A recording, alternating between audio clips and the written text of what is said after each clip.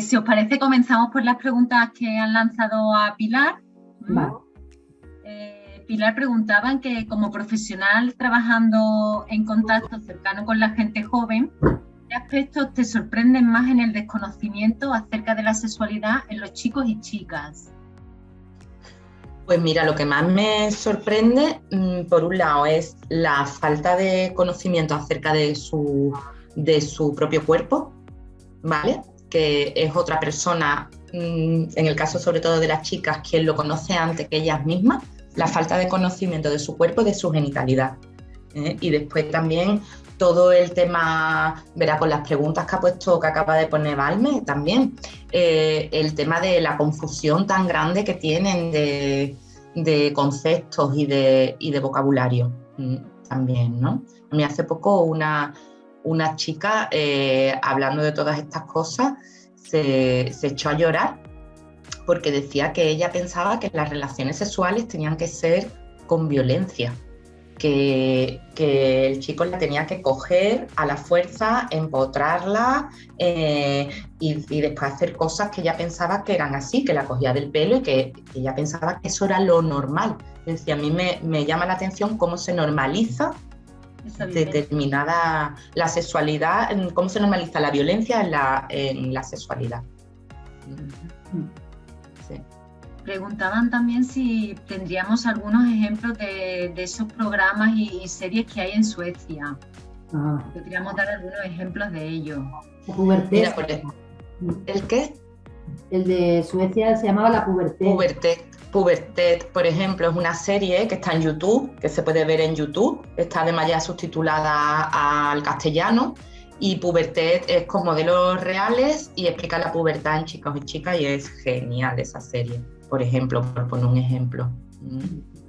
Y después, bueno, hay un montón de programas más y de documentales, de vídeos. Verá que si os metéis en Google y ponéis educación sexual en Suecia, os sale un montón de información y de cosas. Hemos tenido aquí también Sex Education, ¿no? También esa Sex Education. Interesante. Sí, totalmente. Sí. Y hay muchos ejemplos, verás. Preguntaban, Valme, ¿cómo se trabaja para hacer frente a las reticencias existentes en el contexto educativo y familiar para introducir una educación afectivo-sexual adecuada? Buena pregunta, ¿no?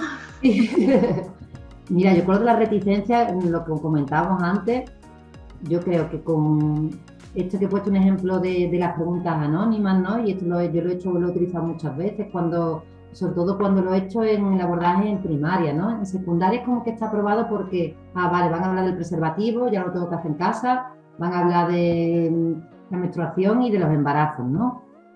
Claro, y como lo van a hacer en secundaria es algo que me cuento.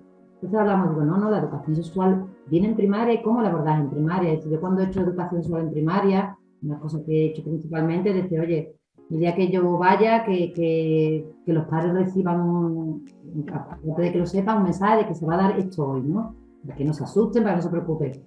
Curiosamente, alguna vez incluso no han aparecido algunos niños, ¿no? Es decir, hasta ver dónde llega el tabú, ¿no? Pero yo le pongo estas preguntas, por ejemplo, además le juego mucho con las preguntas anónimas. Una semana antes se les ha dicho, preguntas sobre sexualidad. Y les digo, mira, esto es lo que han preguntado, ¿cómo lo abordamos? Vale, el aula va a ser bastante fácil y ya luego yo puedo ya después hablar sobre ello, ¿no? Es decir, que la curiosidad está, como decía Pilar, es decir, si no la tienen en el aula o no la tienen en casa, la van a buscar. Y precisamente ahora es muy fácil encontrar cualquier tipo de información sexual, además de cosas insospechadas, de que cómo puede aparecer, ¿no? Esto que dice Pilar de la violencia, yo también me lo he encontrado y me parece algo que no creía que uno no creía que pudiera aparecer, ¿no? Que fuera a ocurrir, vamos. Sí, pero cuando el centro educativo presenta esa reticencia, ¿no? O parte del profesorado o incluso parte de la familia, ¿no? ¿Cómo actúas ahí, no? Claro, porque poder introducir esa educación sexual. Claro, creo que quiere decir algo, ¿verdad? Y yo también. Es que quería hacer, uniendo la pregunta que has hecho de María Isabel de Las Palmas, preguntaba si consideráis, porque es lo que a veces tienen reticencias en los centros, si hay que pedir permiso a las familias. Que si es prematuro, ¿cómo? Que si hay que pedir para dar este tipo de formación, tanto desde el aula vale. como desde personas expertas externas, que si habría que pedir previamente permiso a las familias.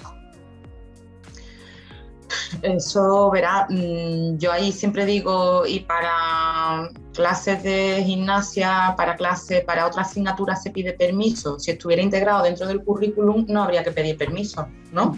Estaría ahí dentro ya. Ahora mismo, bueno, pues sí, pues se pide permiso, pero que yo pienso también que muchas veces las reticencias del profesorado, ¿vale?, tiene que ver más con los propios miedos de cada profe también, más que porque a lo mejor la familia no está poniendo ahí el foco en eso, y son los propios miedos de a ver la familia cómo va a reaccionar, a ver qué va a decir. Y después yo creo que tenemos que tener también claro que la educación sexual en la escuela es un complemento, nunca es un sustituto a lo que se hace desde la familia, es un complemento. Lo suyo sería que el profesorado también pudiera recibir formación para afrontar todo esto, y las familias también. Es decir, que no solamente intervenir con el alumnado, con el profesorado y con las familias también. Sería interesante. Preguntan también por aquí qué formación deberían tener las personas para educar en esta competencia. ¿Qué formación creéis que deberían de tener estas personas? Pues en sexología, ¿no? Sí, es que tener conocimiento de la materia desde la perspectiva de género también, pero es que si trabajamos, si tienes formación en sexología, abarca todo eso. Es que tener formación en sexualidad y en sexualidad. Mira, no hace una falta pregunta. ser sexólogo o sexóloga, no hace falta, ¿vale? Eso. Pero sí tener formación en el tema. Claro, precisamente la organización de estas jornadas va en esa línea, que sea el propio profesorado que esté formado en sexualidad previamente, haya adquirido estas competencias, para que desde el propio centro se imparta la educación afectivo-sexual desde infantil según el currículum que establezcan. Efectivamente, eso sería lo suyo, verá pero que no hace falta tener un máster en sexología, simplemente una formación para poder implantar la educación sexual en el aula. Yo quiero comentar una cosa que, bueno, ahora May lo ampliará, que desde el programa de educación afectivo-sexual, nosotras desde un principio, ya previamente acordado con los centros, no se pide directamente autorización a las familias, sino que ya el propio profesorado, como saben, ya tienen la relación de las actividades que se realizan, entre ellas la del plan de educación afectivo-sexual, pues se aprueba en el consejo escolar y forma parte ya de la dinámica educativa del centro. May, tú me amplías la información. Incluso aquí en el debate, María José Hurtado nos comenta lo mismo, ¿no? Dice, la educación sexual ya está dentro del currículum, no hay que pedir permiso. Hace referencia a eso, ¿no? Y ya forma parte de ello. A principio de curso llega el momento y nos contemplan como profesionales más a entrar en sus centros. Claro, yo lo que he planteado cuando se ha abordado la educación y se va a dar en la clase, que la familia tenga conocimiento de ese día, por ejemplo, cuando estamos hablando en primaria, por lo que ha comentado Pilar, para que luego en casa, claro, porque además yo incluso, oye, hablarlo en casa, ¿qué es lo que hemos hablado hoy? Comentarle qué hemos hablado hoy. Para que también, es decir, para que haya esa comunicación, ¿no? Y que no sea esto de, esto se da en clase y es un tema tabú, ¿no? O es algo que sea interesante, que pueda seguir lo que hayan aprendido y se pueda realizar también en casa, ¿no? Y que los padres, bueno, no para que estén preparados, pero bueno, a veces les viene bien saber decir, bueno, tener un poco de conocimiento de con lo que se van a encontrar, ¿no? Otra cuestión que salía era el tema de la menstruación, ¿no? Que es la gran olvidada, ¿no? A la hora de trabajar, ¿no? Y como un tema tabú, ¿no? Plantean aquí en el foro. Sí. Efectivamente. Ahora está lo que se conoce como la educación menstrual y hay personas que son educadoras menstruales. Yo estoy en ello. Tú estás en ello, ¿no, Mai? Muy bien, muy bien. Muy bien. Claro, es que es importante, ¿no? Que se le dé ahí otra visión, que la contemplemos desde otra perspectiva también, no desde lo sucio, la vergüenza. Yo aquí añadiría el tema del lenguaje, que seguimos utilizando un lenguaje negativo, estoy mala, claro. para hacer referencia a la menstruación. Sí. Lo utilizamos, ¿no? Se utiliza en algunas ocasiones el concepto estoy mala y no hago educación física, ¿no? Por ejemplo. O como me decía una madre que decía, no, si yo ya le he informado a mi hija que es un problema que tenemos que pasar todas las mujeres. Exactamente. La pena que nos toca. Claro. Y el dolor, ¿no? También, ¿no? Sí, Carolina, perdona, Valme, Carolina, tenías... Sí, bueno, es que es lo mismo, ¿no? Lo del lenguaje lo había dicho incluso una persona y lo iba precisamente a sacar. Y también me gustaría recuperar un poco también el tema de las familias, porque yo también creo, no sé, a ver qué pensáis, que hay que intentar tener complicidad con las familias, en la medida que se pueda. No es permiso, pero sí que es interesante, y también porque las familias están muy perdidas, creo yo. Claro. Entonces, sí. Muchas veces creo que es importante, a ver cómo lo veis vosotras, que tenéis mucha experiencia en esos talleres, que sí, yo veo importantísimo que lo haga el profesorado habitual, aunque luego venga gente externa a intervenir de una manera puntual, que siempre va a ser un extra, ¿no? Pero si lo hace el profesorado habitualmente, creo que es un refuerzo enorme para normalizarlo, sobre todo. Y las familias muchas veces se ven tan desorientadas que el que la escuela les pueda servir de ayuda creo que es muy importante. ¿Cómo lo veis vosotros? Buscar esa complicidad, el que nos vean como complemento, como ayuda, claro. O lo veis como un impedimento, quizá. No, yo veo que eso ahí es donde tenemos que tirar. Carolina, verás lo suyo, la familia, que tenemos que remar en el mismo sentido y tenemos que hacer a las familias partícipes de todo esto. Y yo cuando voy a hacer un programa de educación sexual, a mí me gusta hacer alguna sesión con la familia y contarle a la familia de qué va el programa, de qué vamos a hablar, no sé, ponerlas un poquito en órbita y que sean aliadas. Eso es. Que sean nuestras aliadas, porque vamos a ir juntas, pero para eso tenemos que facilitarles herramientas, tenemos que formar también a las familias, porque es como tú dices, están muy perdidas. ¿Por dónde empezamos? ¿Esto qué se hace? ¿No? Porque se tiene también en la cabeza que educación sexual, voy a sentar a mi hija o a mi hijo y le voy a contar una serie de cosas. No se trata de eso, ni se trata tampoco de ser sexólogos y sexólogas para hablar de estos temas. Se trata de actitud, de tener una actitud, de querer, y no pasa nada si a mí mi hija me pregunta un día una cosa y yo no la sé responder o me da vergüenza. Oye, que es que me da vergüenza, no te la sé responder, pero reconocer también eso, ¿no? O voy a intentar informarme, o voy a preguntar, o vamos a ir a tal sitio. Eso es importante también que se pueda hacer, porque es que la gran mayoría de familias no recibieron educación sexual. Poco, que están perdidas. Hay que ayudarlas.